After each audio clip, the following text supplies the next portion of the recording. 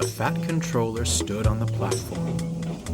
On the horizon, a colossal engine emerged from the setting sun. Its black paint was shabby, and its puffs were deep and hoarse. It groaned to a halt, a line of trucks trailing behind. "Good evening," greeted the Fat Controller. "You're the replacement goods engine, I presume?" "That is correct, sir," replied the engine. "The regular diesel derailed in the yard. Wasn't keeping a proper lookout.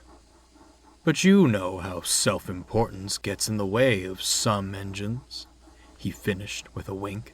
"Indeed I do," chuckled the Fat Controller knowingly. "What is your name?"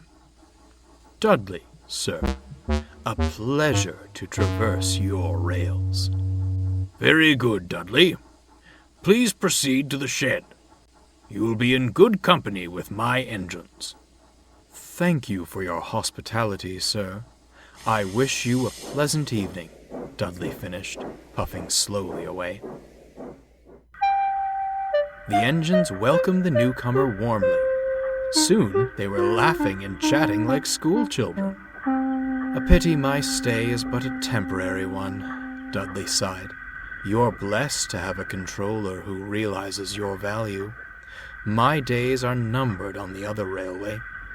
"A grim inevitability," shuddered Gordon. "Inevitable, my tender.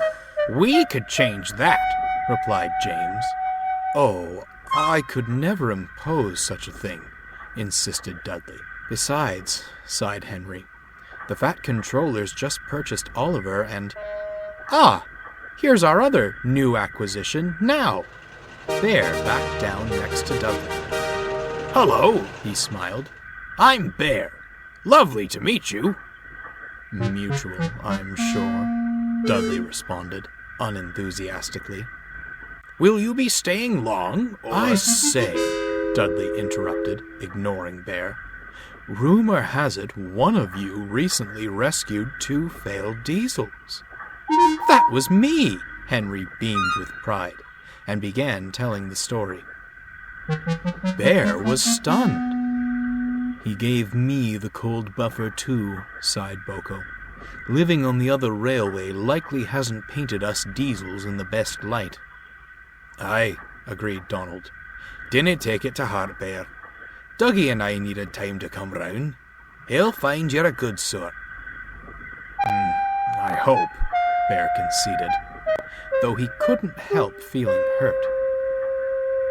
"It was a pleasure to make your acquaintances," Dudley announced the next morning. "If our paths never cross again, I wish you nothing but smooth runnings." With a blast of his whistle, he went to fetch his return train. "What a shame," said Henry. "I wish there were something we could do." Despite his hurt feelings, Bear tried to be optimistic. "He seems a good sort," he smiled. "Things always work out in the end for honest, hard-working engines." The others said nothing. They only hoped Bear was right. With Duck running his branch line, Donald volunteered to shunt in the yard.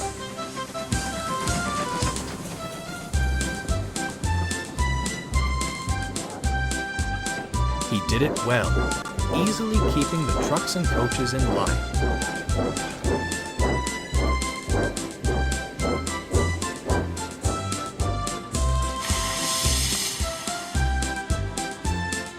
The others were grateful for his help.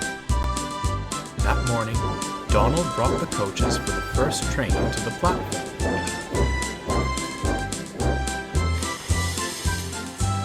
He shunted them into place, then hurried off to prepare a goods train.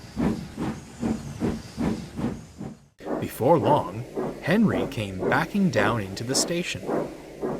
He was looking forward to a run in the morning sunlight when, "Glory!" cried his driver. Instead of waiting at the platform, the coaches were fouling the points. Stop! Stop! Groaned Henry. His brakes screeched, but it was too late.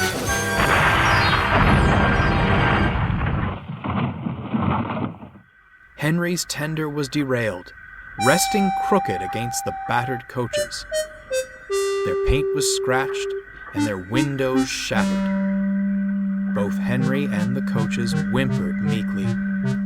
Soon, the Fat Controller arrived. Donald cleared away the unhurt coaches, while Dudley brought the cranes. "How on earth did this happen?" demanded the Fat Controller. "Can I say, sir?" replied Donald. "Yon coaches were at the platform when I left them." "I see. Some defect in the brakes, no doubt. I'm afraid it means a trip to the works for you, Henry. This puts us in an awkward position." "I'm sorry, sir," frowned Henry. "Excuse me, sir," smiled Dudley. "May I offer my assistance? I won't exactly be busy if I return to the other railway. Surely my controller could spare me to make up for Henry's absence." The Fat Controller smiled. "A splendid idea, Dudley. I'll make the arrangements right away. In the meantime, please take Henry to the works." Henry's tender was soon back on the rails. There, old boy," comforted Dudley. "You'll soon be right as rain, and I'll handle your trains with the utmost care." Henry smiled, but Donald watched Dudley with suspicion. What was he still doing here? He should have left ages ago. Strange. Very strange.